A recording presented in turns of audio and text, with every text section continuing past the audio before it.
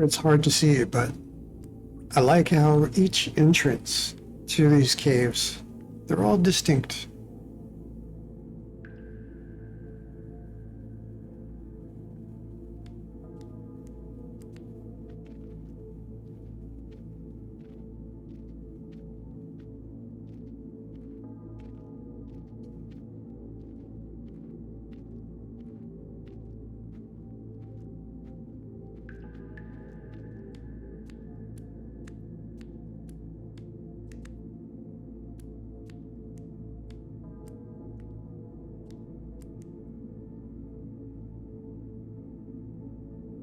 Well, they're somewhat distinct. It looks like some of the shadows are reused.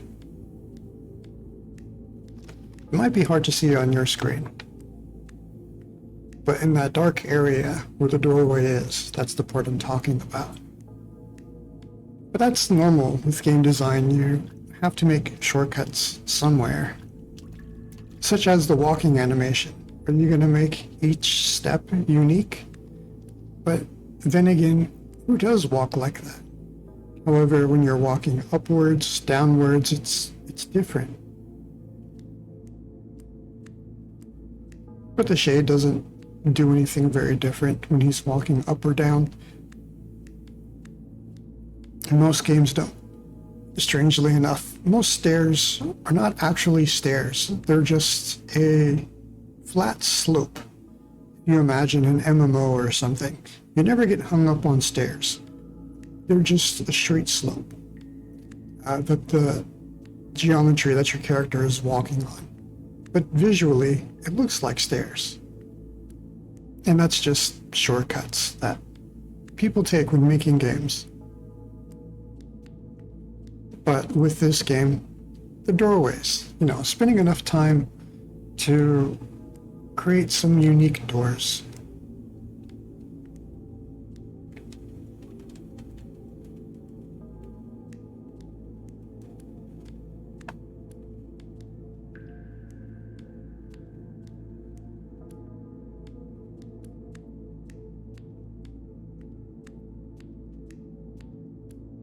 I had recently put together a video with mining the crystals.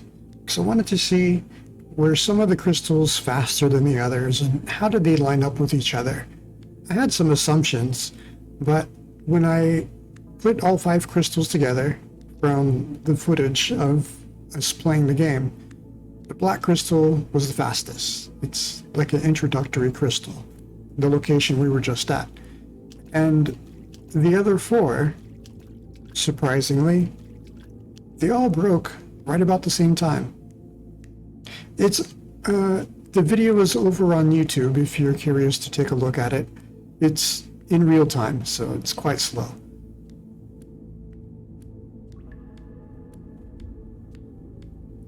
But when it comes to shortcuts, I wonder if it's just the same timer used on all of the crystals, except for the one.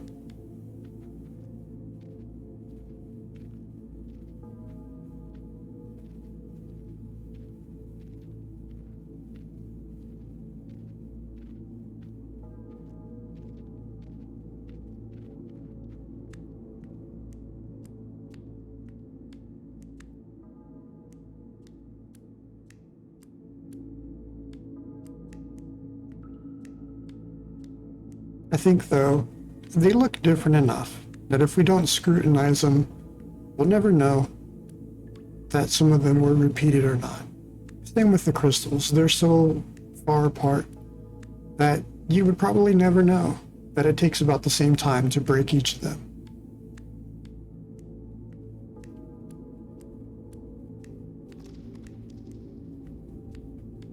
It's kind of like going on a walk. When you're just lost in your thoughts, do you really take the time to measure how long it took you to take your walk? Unless you have some sort of Apple Watch or some other device that counts your steps or the time you've been away.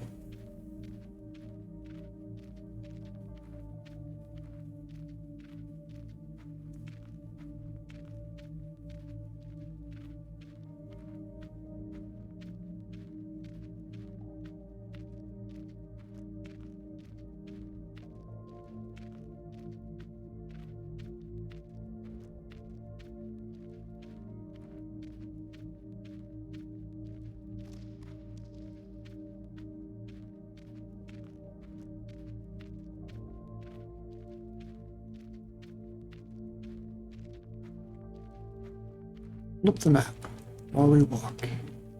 It's a very small map in the corner, but looking at the shapes and sizes of the rooms, this room in particular, there is a mirror image of this room, but it's only a partial mirror image.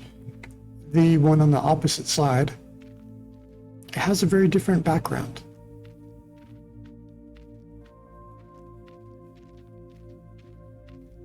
The developer, when questioned about some of these things, they mentioned it's just natural to have a duality in things, for there to be a left side that somewhat mirrors the right side, the sun, the moon. Do I enjoy the darkness, or do I want to leave, stay, or go? There's just a natural duality in a lot of things. And the developer has mentioned sometimes people have pointed things out that they weren't intentionally trying to create.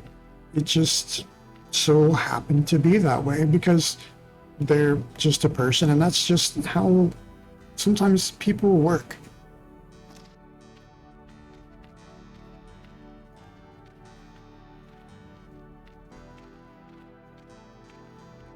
I've noticed that as well with some stories or projects that I've worked on, where there's a famous saying. I don't know who's ever said it. I don't think I've ever heard who coined the phrase, but that a story will write itself.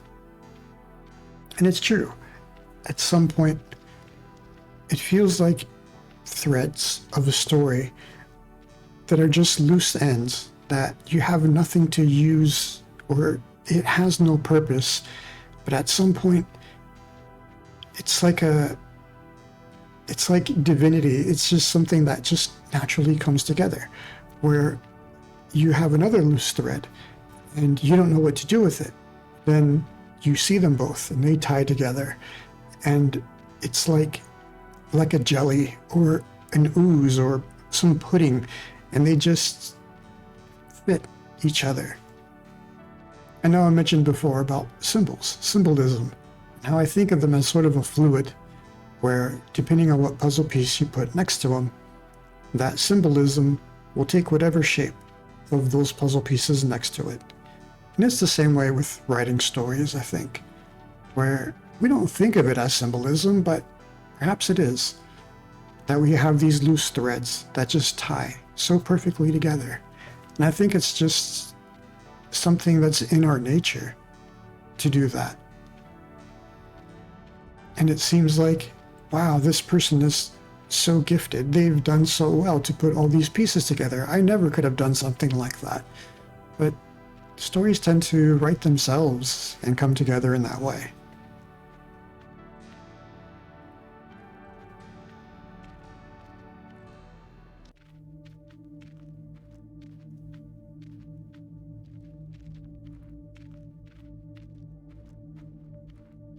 I wanted to grab some gold back there, but I didn't want to interrupt the Shade's walk. Oh, well, thank you, Shade, for telling me that you've arrived.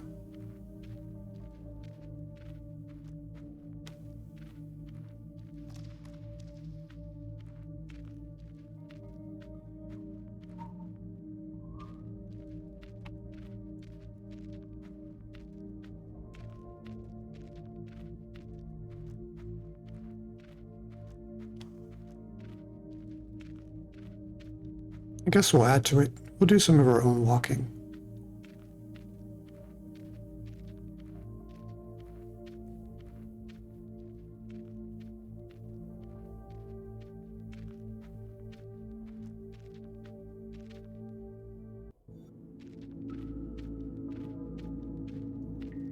I've sometimes done this while watching a movie, especially a movie in 3D, where I'm just looking at the scenery. You have a couple of characters, perhaps they're in a car, they're driving somewhere, they have the scene going on. And I'll just look out at one of the side streets and wonder, what if they turned there? Could that have changed the story? Or what's down that street? And I'm just out of curiosity. Just want to go off and explore in a different direction.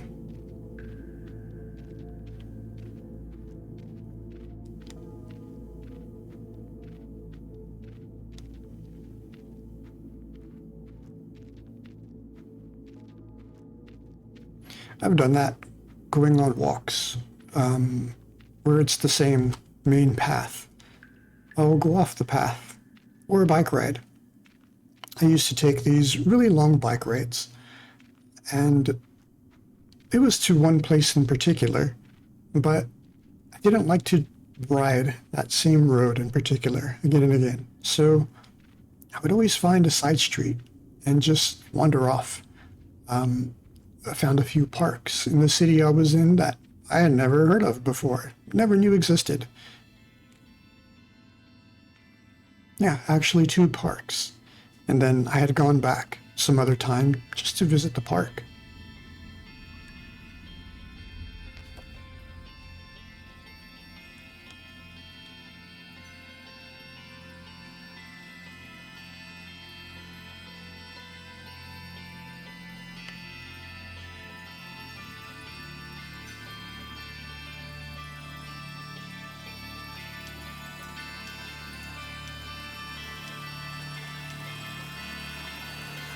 I think for me, I do it because I want to be in the moment. And if I'm walking the same path that I've seen before, for one, that's probably the reason why you're going on the walk, to just have your thoughts, and your body just kind of takes over with where you're going, and your thoughts are the things that wander and go somewhere else.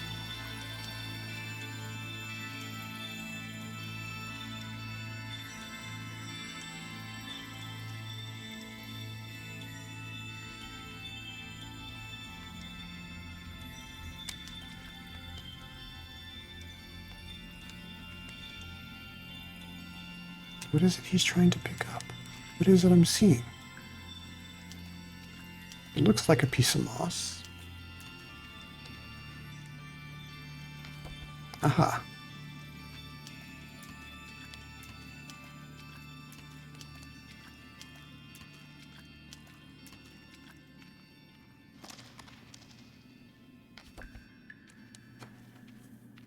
I wonder, with one of the endings, the shade goes out and he meets a bunch of people. Does he take them on walks to go and find moss? Does he pick moss with them?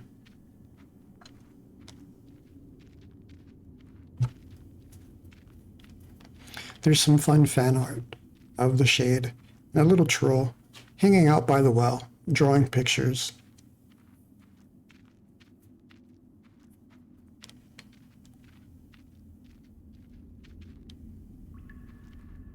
Ooh, look at this cave. This wall, right above where our head is. It's like a mouth of some creature. 2 fangs on the top. 1 goopy eye. The other one's covered over. Maybe it just has 1 eye.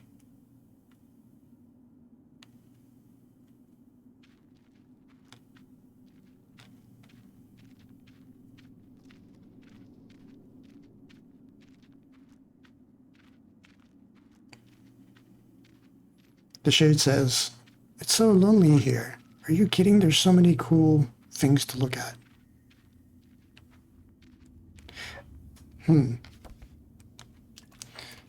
The shade has never really had anybody else to talk to before, so how does he know what that's like? How does he know that's something he wants?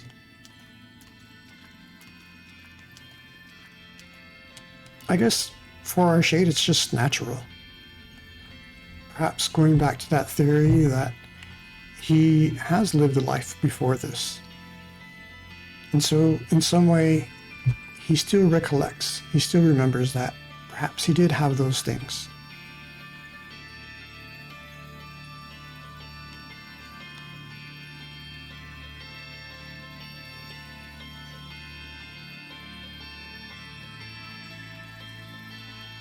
And that's just something that we never really consider, playing a video game, you're starting a brand new character.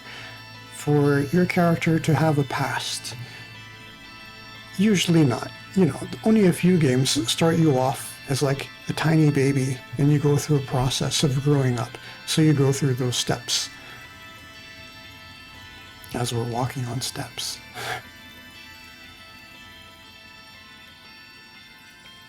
But a lot of times we're inheriting a character who's had some back experiences and stuff. And you can walk down these steps. I know you can. There he goes.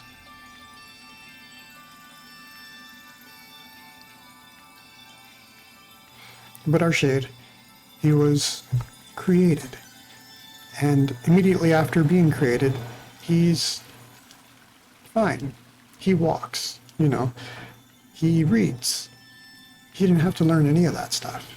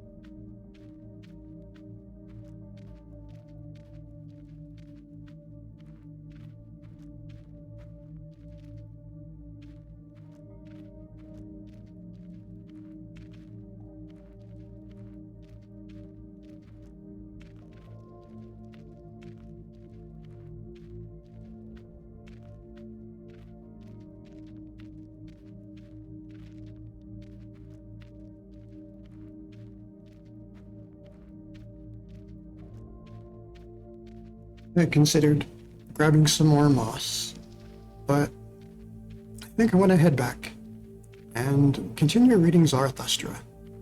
We're almost halfway through the third book, and if we only have about 7 days left, I'm going to try to get through those books.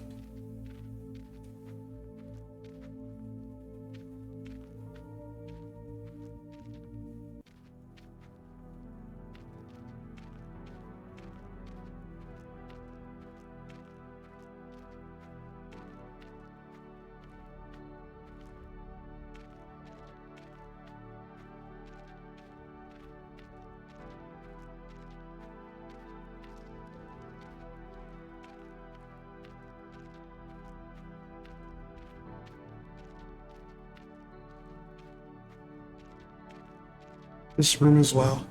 It has a twin.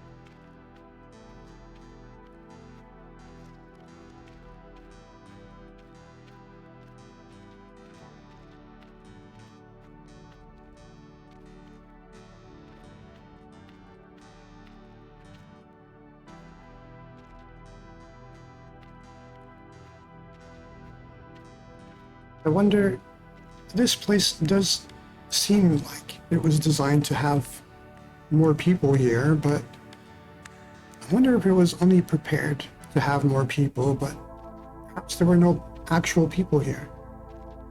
Or shades, or dwarves, or whatever you want to call them.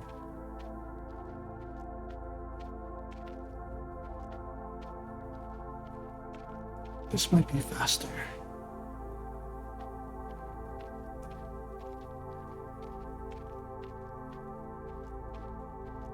It's faster in this game, right? I mean it in just the way he turns around on these steps. I'll usually have to walk beyond the corner, then turn around and get lucky.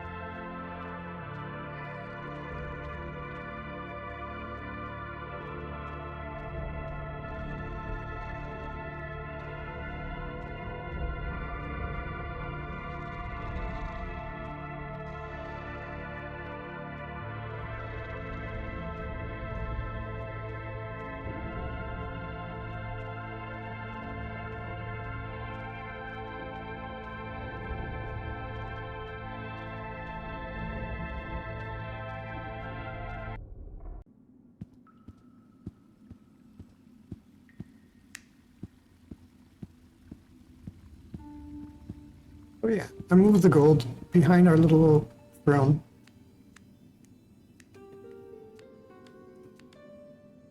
It's kind of like we just found all that in the sofa. We're rich.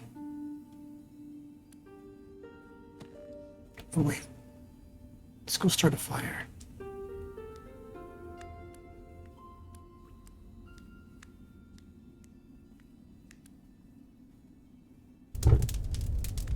Cave, Snoop Cave.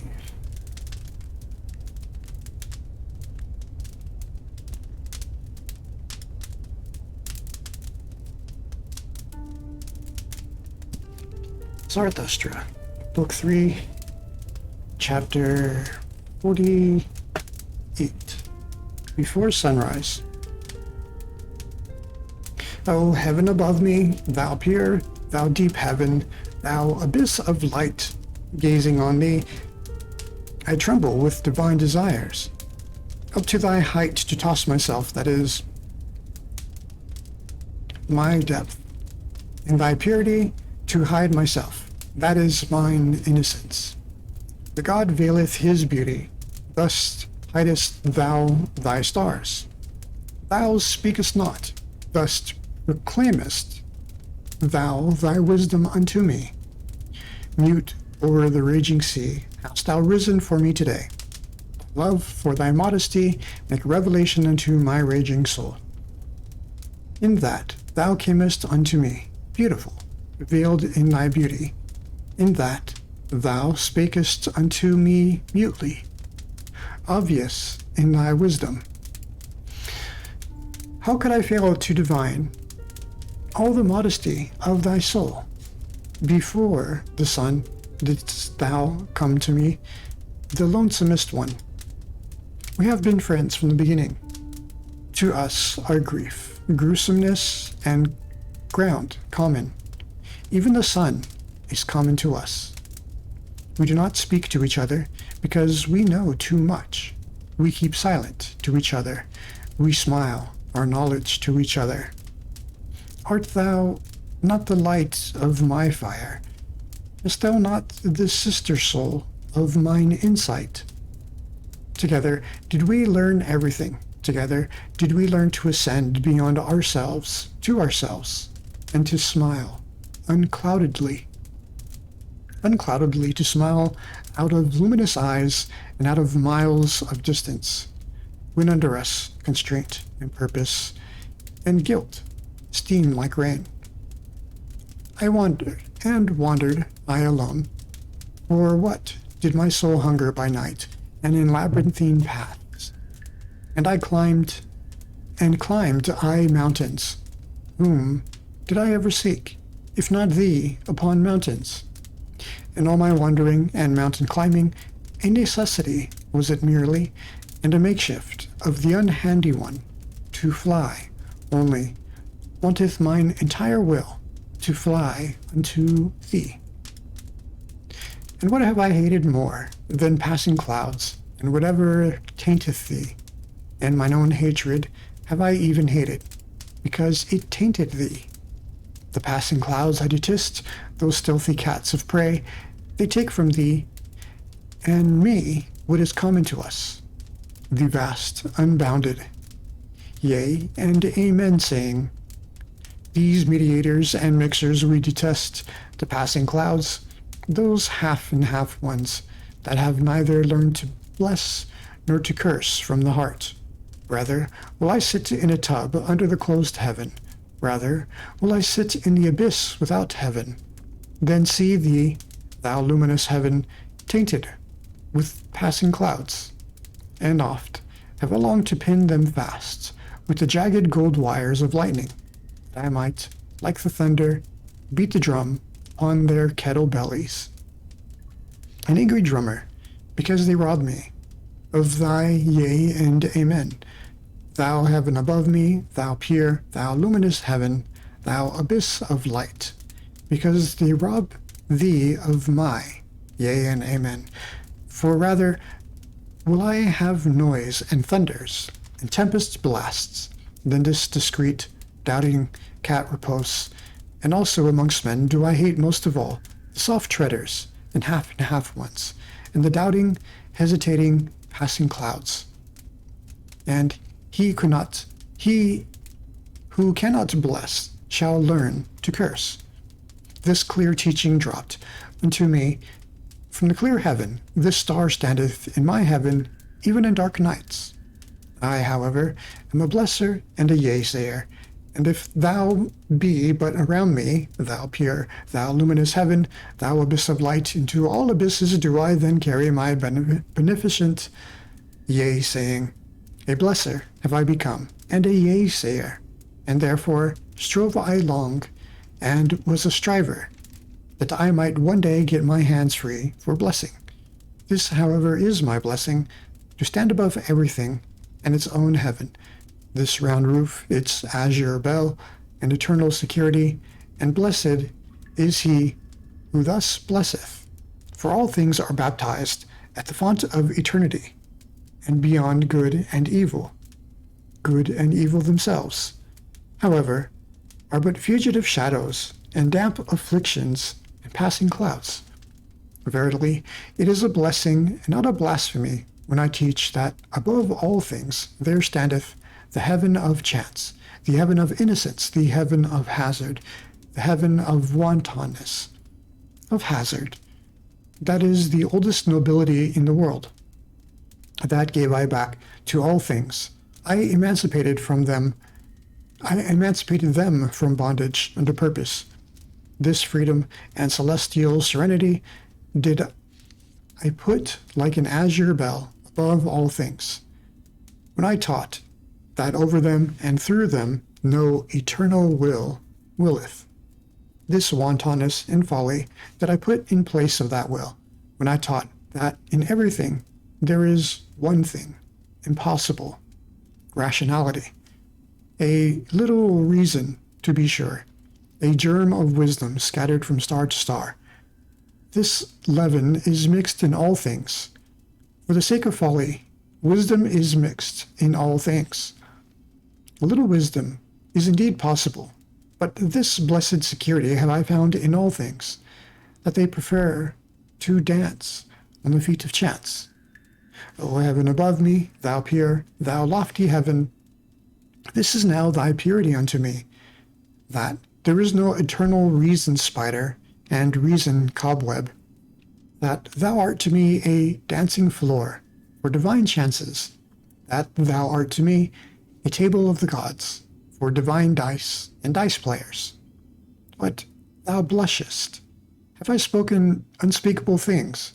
Have I abused when I meant to bless thee?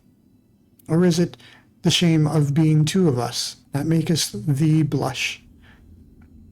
Dost thou bid me go and be silent, because now day cometh? The world is deep, and deeper than e'er the day could read. Not everything may be uttered in presence of day, but day cometh, so let us part. O heaven above me, thou modest one, thou glowing one, O thou, my happiness before sunrise, the day cometh, so let us part. Thus spake Zarathustra. It's poetic. It's very gaudy poetic, but that's just his moment of the day. I've heard this before, where some people are morning people, some are evening people. But in both times, there's a duality, that blissfulness of morning or the blissfulness of evening when the sun has just crested and you just have sky, just plain open blue sky. They're both similar, but different.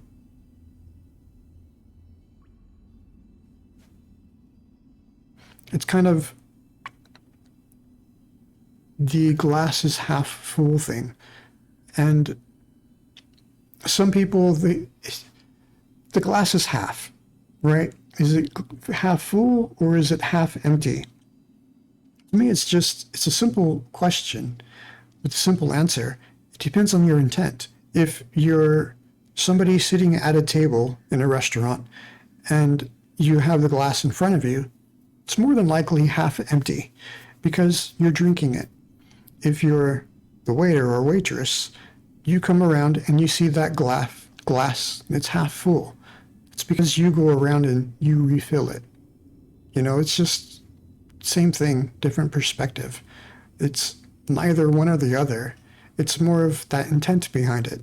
And that I'm referencing that just because of that sky, that moment where the sun is not in the sky. The sun is either about to come up or it's about to go down, but it's technically in that moment the same sky.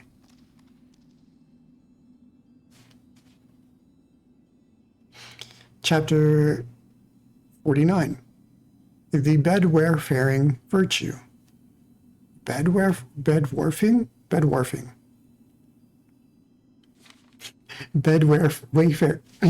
Wayfaring. Yeah, that's not a thing.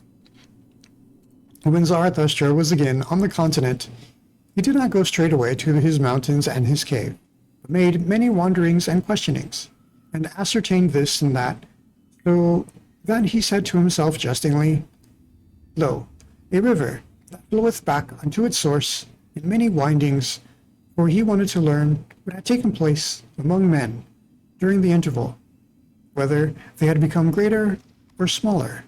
And once, when he saw a row of new houses, he marveled, and said, What do these houses mean? Verily, no great soul put them up. As its simile, did perhaps a silly child take them out of its toy box? Would that another child put them again into the box? These rooms and chambers, can men go out and in there? They seem to be made for silk dolls and for dainty eaters, who perhaps let others eat with them. And Zarathustra stood still and meditated. At last he said sorrowfully, There hath everything become smaller. Everywhere do I see lower doorways. He who is of my type can still go there through, but he must stoop. Oh, when shall I arrive again at my home, where I shall no longer have to stoop, before the small ones? And Zarathustra sighed and gazed into the distance. The same day, however, he gave his discourse on the bedwarfing virtue. I pass through this people and keep mine eyes open. They do not forgive me for not envying their virtues. They bite at me because I say unto them that for small people, small virtues are necessary, and because it is hard for me to understand that small people are necessary. Here am I, still like a cock in a strange farmyard, at which even the hens peck. But on that account, I am not unfriendly to the hens. I am courteous towards them, as towards all small annoyances. To be prickly towards what is small seemeth to me wisdom, or hedgehogs. They all speak of me when they sit around their fire in the evening. They speak of me, but no one thinketh of me. This is the new stillness which I have experienced. Their noise around me spreadeth a mantle over my thoughts. They shout to one another, "What is this gloomy cloud about to do to us? Let us see that it doth not bring a plague upon us." And recently did a woman seize upon her child that was coming unto me. "Take the children away," cried she. "Such eyes scorch children's souls." They cough when I speak. They think coughing an objection to strong winds. They divine nothing of the boisterousness of my happiness. We have not yet time for Zarathustra, so they object. What matter about a time that hath no time for Zarathustra? If they should altogether praise me, how could I go to sleep on their praise? A girdle of spines is their praise unto me. It scratcheth me, even when I take it off. And this also did I learn amongst them. The praiser doth as if he gave back. In truth, however, he wanteth more to be given him. Ask my foot if their lauding and luring strains please it. Verily, to such measure and tic-tac, it liketh neither to dance nor to stand still. To small virtues would they fain lure and laud me. To the tic-tac of small happiness would they fain persuade my foot. I pass through this people and keep mine eyes open. They have become smaller, and ever become smaller. The reason thereof is their doctrine of happiness and virtue. For they are moderate also in virtue, because they want comfort. With comfort, however, moderate virtue only is compatible. To be sure, they also learn in their way to stride on and strive forward. That I call their hobbling. Thereby they become a hindrance to all who are in haste, and many of them go forward and look backwards thereby, with stiffened necks. Those do I like to run up against. Foot and eye shall not lie, nor give the lie to each other. But there is much lying among small people. Some of them will, but most of them are willed. Some of them are genuine, but most of them are bad actors. There are actors without knowing it amongst them, and actors without intending it. The genuine ones are always rare, especially the genuine actors. Of man, there is little here. Therefore do their women masculinize themselves. For only he who is man enough will save the woman in woman. This is hypocrisy found I worst amongst them, that even those who command feign the virtues of those who serve. I serve, thou servest, we serve. So chanteth here even the hypocrisy of the rulers. And alas, if their first lord be only the first servant. Even upon their hypocrisy did mine eyes' curiosity alight. And well did I divine by their fly happiness and their buzzing around sunny window panes, so much kindness, so much weakness do I see, so much justice and pity, so much weakness. Round, fair, and considerate are they to one another as grains of sand are round, fair, and considerate to grains of sand? Sorry, I put a question mark there because what a weird phrase.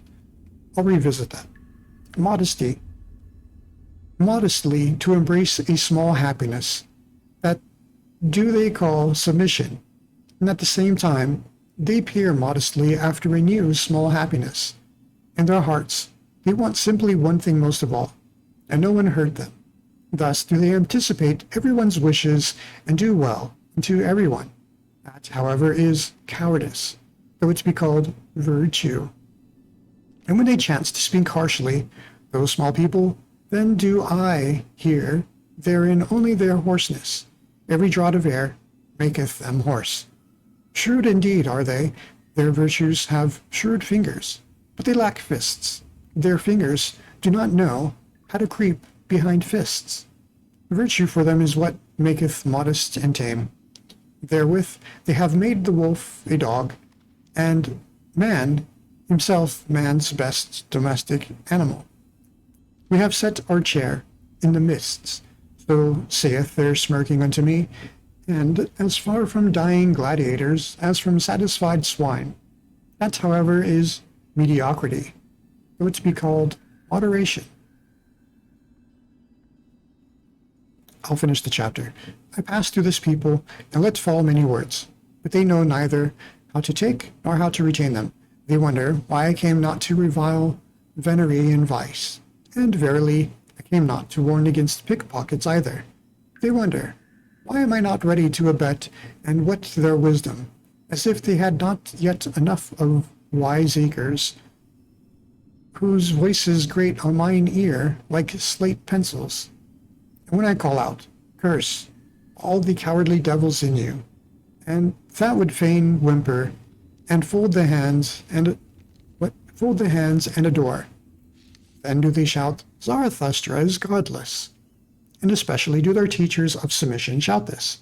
But precisely in their ears do I love to cry, Yea, I am Zarathustra, the godless. Those teachers of submission, wherever there is aught puny or sickly or scabby, there do they creep like lice, and only my disgust preventeth me from cracking them. Well, this is my sermon for their ears.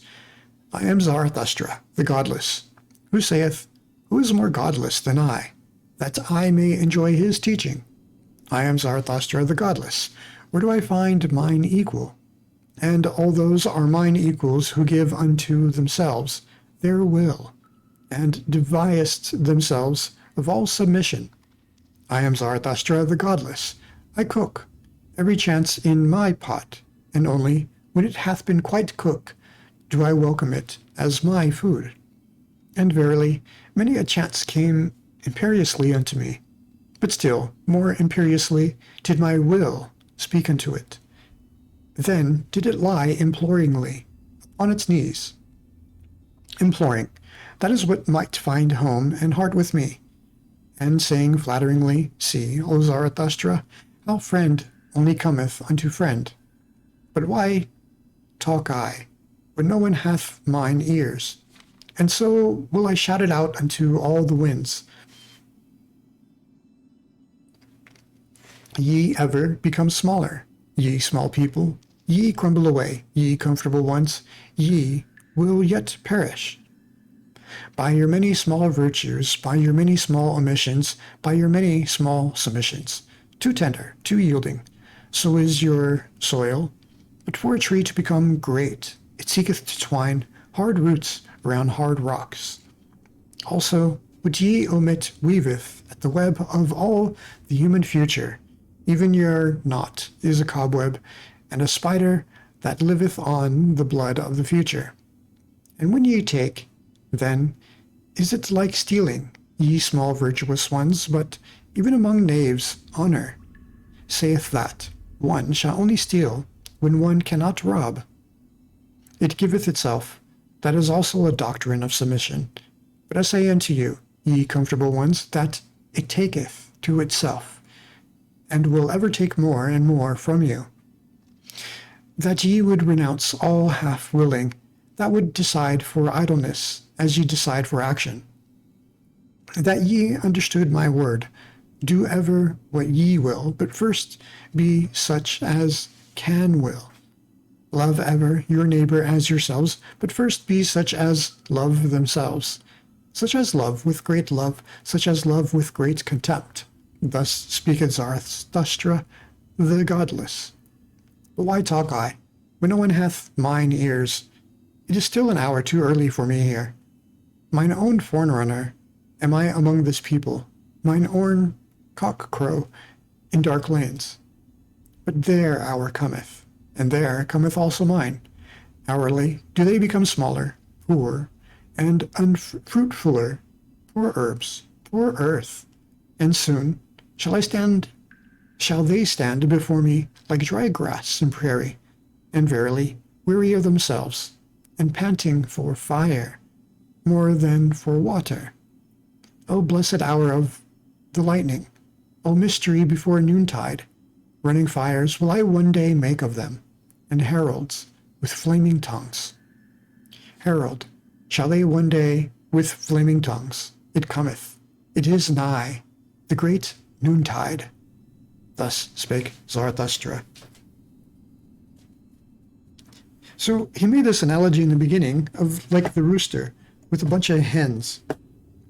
The rooster stands like with pride and thinks somewhat less of the hens, but they're not bothered by it because there's a reason there's hens there. But the opposite of that is Zarathustra saying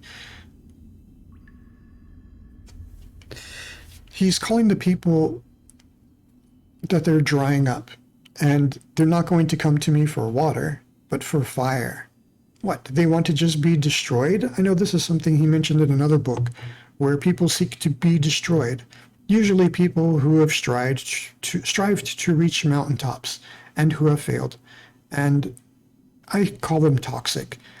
He used his own words. But that those people who are toxic are just seeking to be destroyed. Maybe they're just seeking interactions. I know in MMOs, this is a common behavior for people before they quit a game. They'll, what's the word I'm looking for? They'll grief other players. They'll, if the game has PvP, they'll PvP them with very superior gear, targeting people who are very new to the game. It's just an easy win scenario for them. Why do they do it? For what purpose? Because they're just trying to gain every little ounce of fun they can get from the game. But there's nothing that will keep them interested in playing the game anymore. Maybe something happened. Maybe something where some issue happened, some item, they didn't get it, or there was an update that changed something about the game that makes them hate the game now and not want to play. They're on the way out, and nothing's going to stop them from being on the way out. They're looking for fire, I guess, if you want to use Zarathustra's words. They're just looking to be burned, for it to just die out. But before it does, they'll grief other players just to find that little bit more out of the game, to get a little bit more substance, to try to have some fun with it before it's just burned out and gone, and then they quit.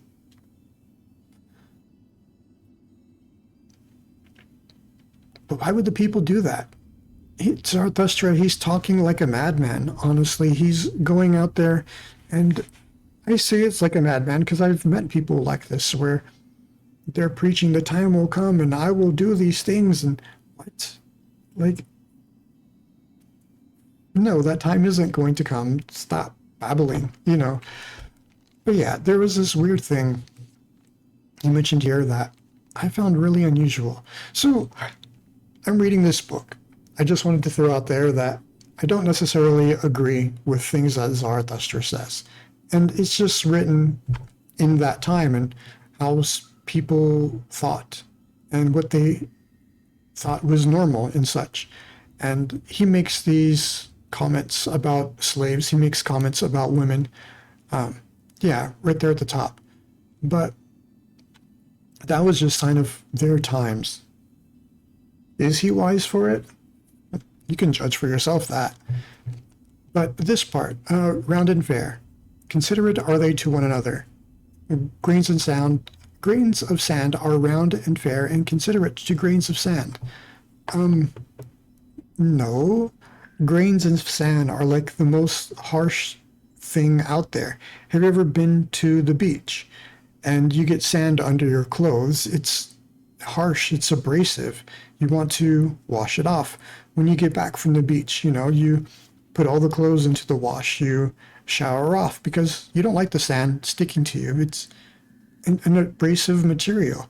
And the reason why sand is as small as it is when it crushes from people walking on it, from the waves, throwing it around, it's grinding literally into each other and grinding each other down to the smallest speck that it can actually be.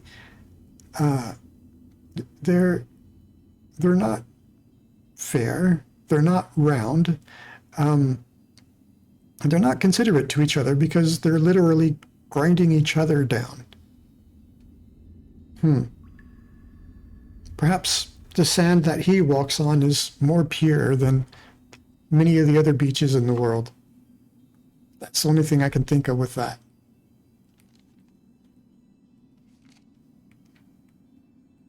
But yeah, if I don't agree with this guy, this Zarathustra, why do I read it? I had someone once tell me, it was somebody I didn't like, but they were trying to offer me a little bit of wisdom. And I probably had a scowl on my face when he was telling me these things. And he was like, I can tell that this isn't what you want to hear, but believe me that you don't have to like the person that you gain wisdom from. You can hate me, and that's fine, but what I'm trying to tell you is the truth. And it's something a friend would do, a real friend, that it's okay, they'll sacrifice their friendship because what they want to tell you is, wisdom. Wisdom can come from people you don't like or people you don't believe in. And that's a normal thing. And this person telling me those things, yeah, I guess I've hung on to that, what he said in that moment, And he's like, it's okay, you can hate me. We don't have to be friends, but listen to what I have to say, because I'm trying to get through to you something that's important that I want to tell you. And that stuck with me. So to read Zarathustra, he's trying to say all these things to these people that he feels are small. He feels are so beneath him. And these are people that he just wants to cook. These are the same people that he wants to raise up. Are they not? So why is he so foul all the time with these people? He was also one of these type of people and rose up from that himself. So why he always returns to this way of thought, don't understand. I don't need to understand it, but some of the things he talks about, there's grains of wisdom. Sand, grains, harsh grains from this harsh Zarathustra. But yeah, I don't have to like him to have learned something from it.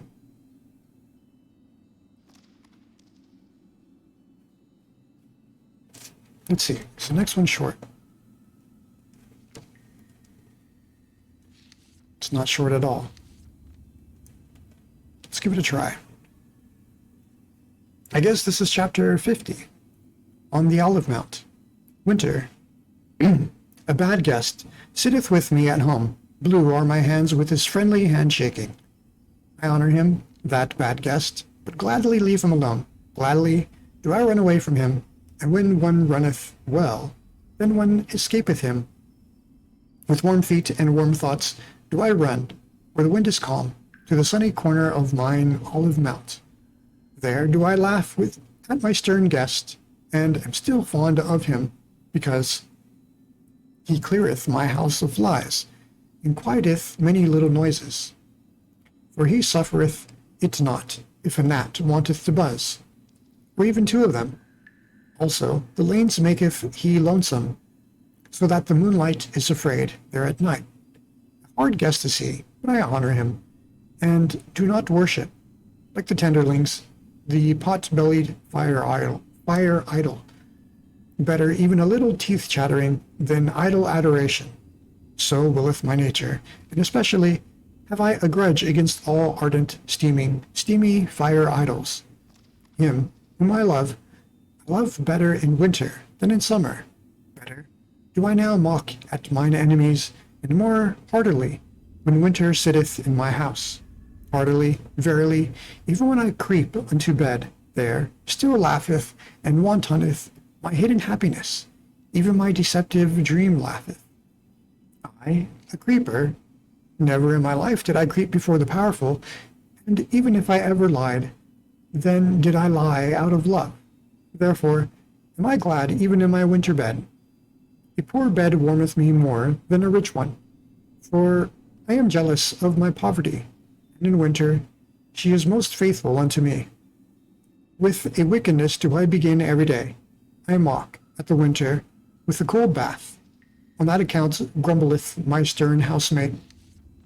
Also do I like to tickle him with a wax taper, so that he may finally let the heavens emerge from ashy gray twilight. For especially wicked am I in the morning, at the early hour, when the pail rattleth at the wall, and horses neigh warmly in gray lanes. Impatiently do I then wait that the clear sky may finally dawn for me, the snow-bearded winter sky, the horror one, the white head. The winter sky, the silent winter sky, which often stifleth even its sun. Did I perhaps learn from it the long clear silence, or did it learn from me? Or hath each of us devised it himself? Of all good things the origin is a thousandfold. All good roguish things spring into existence for joy. How could they always do so, for once only?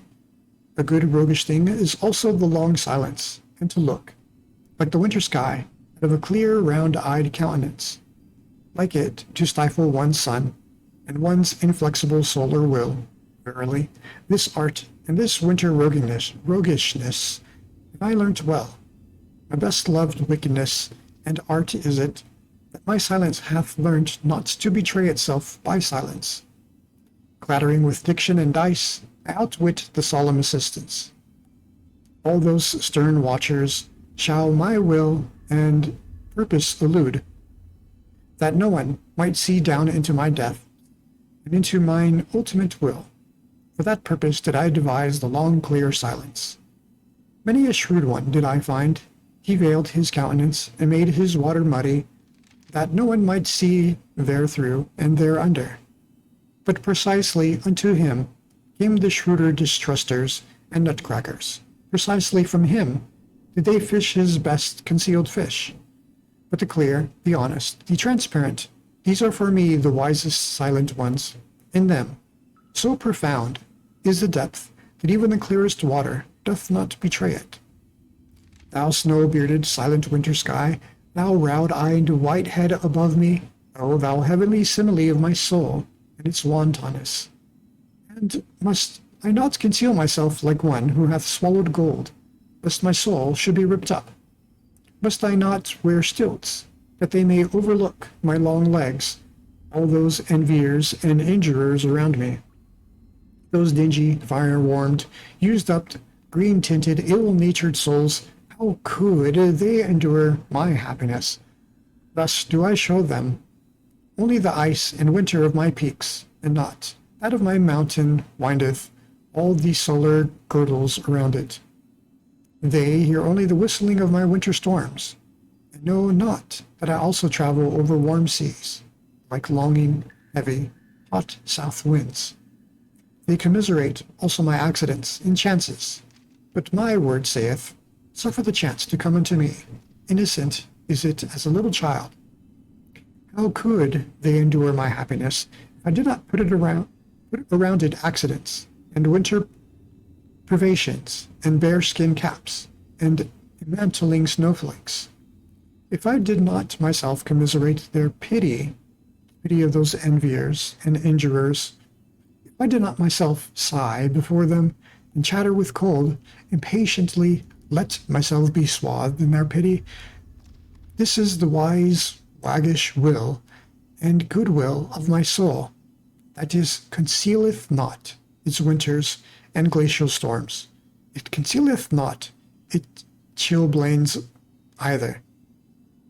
To one man, lonesomeness is the flight of the sick one. To another, it is the flight from sick ones. Let them hear me chattering and sighing with winter cold, all those poor squinting knaves around me. With such sighing and chattering do I flee from their heated rooms. Let them sympathize with me and sigh with me on account of my chilblains. At the ice of knowledge will he yet freeze to death, so they mourn. Meanwhile, do I run with warm feet hither and thither on mine olive mount. In the sunny corner of mine olive mount do I sing and mock at all pity. Thus sang Zarathustra. So I think he's saying he does it as a defense. He wants them to think that he is poor and he's in a place where none of us would like to go, none of us want to be. Perhaps it makes them appreciate their own homes in some way and appreciate the things that he mocks them for having. But then he runs off and has his own way of doing such things and has his own warmth. But it's sort of a defense for some reason that he does this. And I also think it's worth pointing out that Zarathustra was, and has never been a real person. Zarathustra is a fictional character written by the author. He made up Zarathustra. He made up this story, this place, these people that Zarathustra makes fun of. Just the mightiness of Zarathustra is made up. I think it's worth considering the perspective because it's like a good story. Sometimes you get really caught up in the characters. I remember hearing a story about this television person who was a villain, but they were so good at being a villain, people used to write into the show and say how much they hate that person. But for the actor, in some way they were sad because they weren't adored like the heroes were. But at the same time, they knew they were doing their job well, that everyone was caught up in the story, and they forget that this is just an actor. And they gave them pride that that character was alive to those people.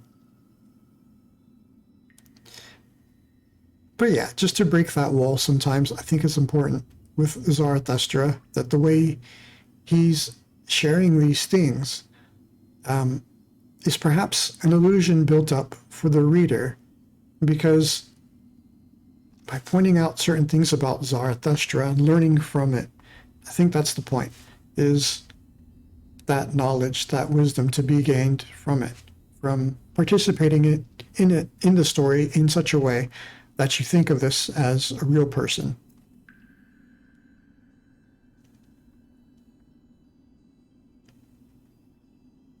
But yeah, I'm just reading. Gain from it what you will. Say I'm wrong. Happy for it, you know. Let's give the shade something else to read for the day. We'll let him continue. It's Monte Cristo. Book 3. Here you go, shade.